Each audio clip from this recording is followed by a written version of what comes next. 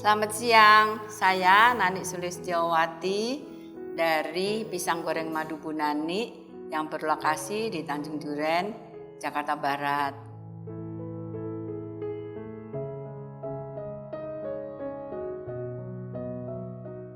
Saya memulai usaha pisang goreng madu, boleh dibilang sebagai pelopor karena pertama kalinya.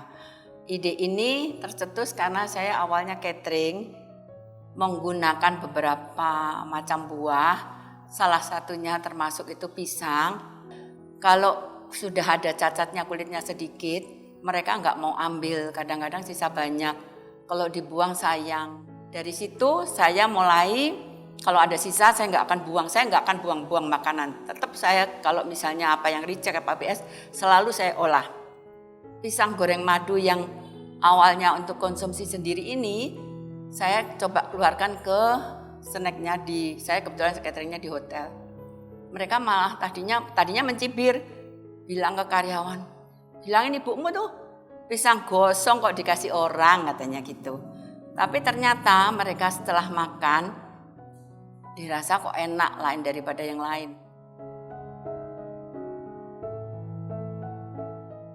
Semuanya itu saya olah sendiri dengan macam-macam kreasi. Seperti salah satu contohnya topping ini. Awalnya hanya pisang goreng aja, tapi lama-lama saya olah dengan berbagai macam topping. Dan kebetulan juga kalau anak muda senangnya yang pakai topping gini. Jadi mulai ngetren juga.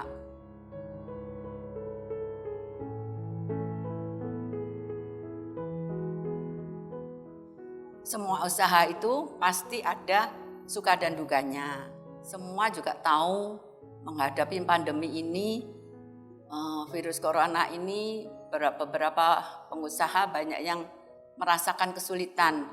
Bukan saya aja, tapi kita harus tetap survive, harus tetap semangat dan bertahan. Gimana caranya? Begitu pula dengan kita melihat sesama yang lebih berkekurangan dan lebih kesulitan.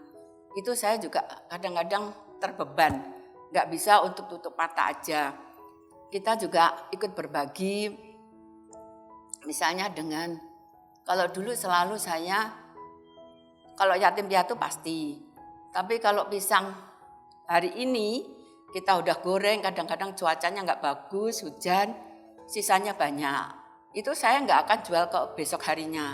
Saya kirim ke yatim piatu, ke panti asuhan. Tapi dengan adanya corona saya alihkan ke rumah sakit atau ke Wisma Atlet ya, untuk menampung banyak yang terkena corona.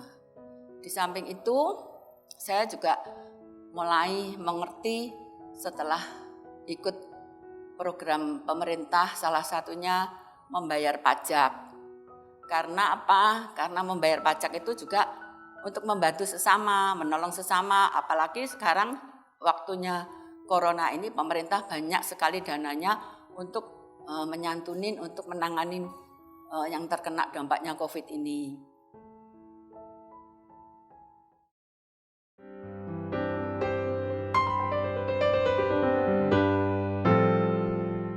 Kebetulan saya